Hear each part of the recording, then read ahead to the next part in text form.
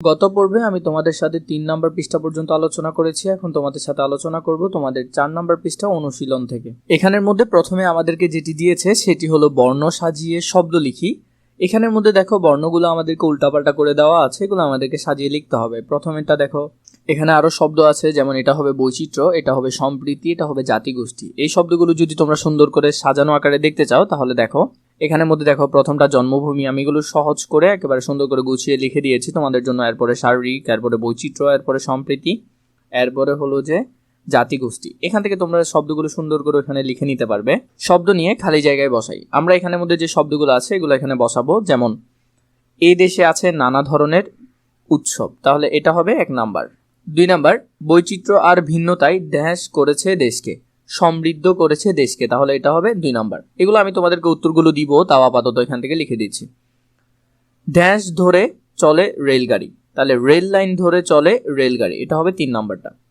4 number আছে রাখাইনদের রয়েছে dash আর চাকমাদের বিজু উৎসব। রাখাইনদের রয়েছে সাংরাই উৎসব। রাখাইনদের কি? সাংরাই উৎসব। আর চাকমাদের হলো ভিজু উৎসব। 1 নম্বরে বলেছে মানুষ যে ধরনের কাজ করে ড্যাশ নির্বাহ করে, জীবিকা নির্বাহ করে, তাহলে এটা হবে 5 নাম্বার। এগুলোর উত্তর যদি তোমরা দেখো তাহলে এখানের মধ্যে দেখবে সুন্দর করে সবগুলো সাজানো আছে, একেবারে সবগুলো ধারাবাহিকভাবে সাজানো আছে। এখান থেকে তোমরা চাইলে এগুলো সুন্দর করে লিখে নিতে পারো। এরপর আমাদেরকে 3 নাম্বারে যেটা দিয়েছে প্রশ্নের উত্তর বলি ও লিখি। এখানের মধ্যে যে প্রশ্নগুলো আছে এগুলোর আমরা উত্তরগুলো দেখব, উত্তর কি হতে পারে। বাংলা ছাড়াও বাংলাদেশে আর কোন কোন ভাষায় মানুষ কথা বলে, এটা আমরা যদি দেখব। এরপরে হলো খ নম্বরে বাংলাদেশে কি কি উৎসব উদযাপন করা হয় সেটাও দেখব। এরপরে 3 নম্বরে হলো সড়ক, নদী ও আকাশপথে কি কি বাহন দেখা যায়।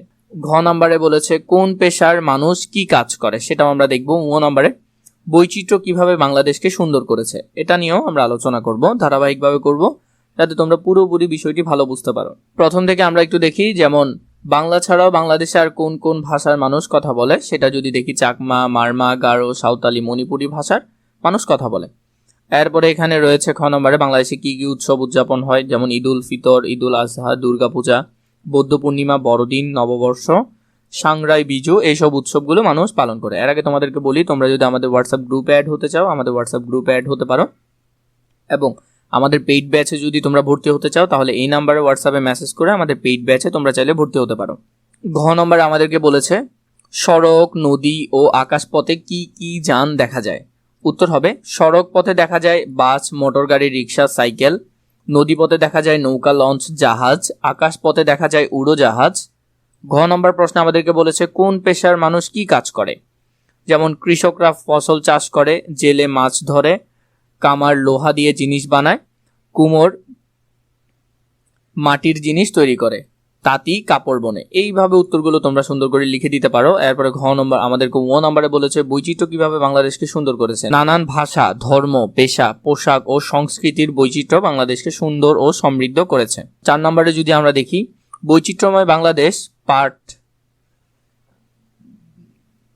আমাদের যে টপিকটা বৈচিত্র্যময় বাংলাদেশ পার্ট থেকে কে, কারা, কি, কেন, কোথায়, কিভাবে, কখন ইত্যাদি ব্যবহার করে আমরা প্রশ্ন তৈরি করব। যেমন আমাদের দেশের নাম কি, তাহলে কি দিয়ে একটা প্রশ্ন হলো। এইভাবে করে আমরা বাকি প্রশ্নগুলো তৈরি করব। চাকমাদের উৎসবের নাম কি, এটা দিয়ে একটা প্রশ্ন তৈরি করতে পারো।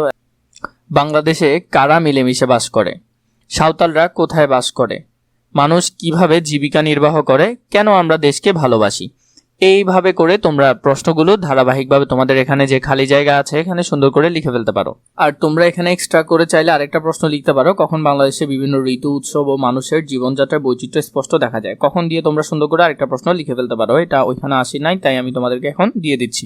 বাংলাদেশের কোনো একটি বৈচিত্র্য নিয়ে ছবি আঁকি এবং বিবরণী লিখি। তো বিবরণীটা আমি তোমাদেরকে লিখে দিচ্ছি, ছবিটা তোমরা নিজেদের মতো আঁকতে পারবে। এখানে জাস্ট আমি একটা এআই ছবি দিয়েছি তোমাদেরকে, বাংলার গ্রাম বাংলা নিয়ে একটা ছবি দিয়েছে এবং তার বিবরণী দেখো। বাংলাদেশ একটি কৃষি প্রধান দেশ। এদেশের গ্রামগুলো খুব সুন্দর ও শান্ত। গ্রামে অনেক সবুজ গাছপালা, নদী ও ধান ক্ষেত দেখা যায়। মানুষ এখানে কৃষিকাজ, মাছ ধরা ও নানান কাজে ব্যস্ত থাকে। গ্রামের মানুষ সহজ সরল ও আতিথ্যপরায়ণ। গ্রাম বাংলায় বাংলাদেশের প্রকৃত সৌন্দর্য ও বৈচিত্র্য তুলে ধরে। তো এটা খুবই সুন্দর করে তোমরা তোমাদের বইয়ে লিখে নিবে বা যেখানে লেখার কথা সেখানে লিখে নিবে। এরপরে যদি 6 নম্বরে যাই, জোড়ায় বসে শব্দ নিয়ে খেলি। বন্ধু বসবে এবং তোমরা কি করবে, শব্দ নিয়ে খেলবে। কিভাবে? একজন একটি শব্দ লিখবে, অন্যজন শব্দের শেষ বর্ণ দিয়ে আরেকটি শব্দ লিখবে। এভাবে চলতে থাকবে। ধরো তোমার একটা বন্ধু লিখেছে এখানে সংগ্রাম, সংগ্রামের শেষ শব্দটা কি ম নিয়ে তোমার আরেকটা বন্ধু লিখেছে মচমচে, মচমচের শেষের বর্ণটা কি চ, তাহলে চ দিয়ে তোমার বন্ধু আরেকটা লিখেছে চালাকি, তাহলে ক দিয়ে আরেকটা বর্ণ কি হতে পারে সেটা এ ঘরে, এরপর ওই বর্ণ শেষেরটা দিয়ে এ ঘরে, এভাবে করে আমরা পুরো ঘরটা পূরণ করব। তাহলে এরপর যদি দেখো সংগ্রাম, সংগ্রাম থেকে মচমচে, মচমচে থেকে চালাকি, চালাকির পর কলম, কলমের ম দিয়ে মাঠ, মাঠের ঠ দিয়ে ঠান্ডা, ঠান্ডার শেষে ড দিয়ে ডালিম, ডালিমের শেষে ম দিয়ে মই, তো রস্যই দিয়ে আমরা লিখতে পারি ইঁদুর, ইঁদুরের পর র দিয়ে রং, রং থেকে রংধনু, দন্তিয়ে ন থেকে নৌকা, নৌকা থেকে কাক, কাক থেকে কাকলি, এরপরে লাঠিম। এভাবে করে তোমরা এই যে শব্দগুলো আছে এগুলো কিন্তু এখানে সবগুলো আছে, অনেকগুলো দিয়েছি আমি, তোমরা এখান থেকে চাইলে তোমাদের খালি ঘরগুলোতে লিখে নিতে পারো।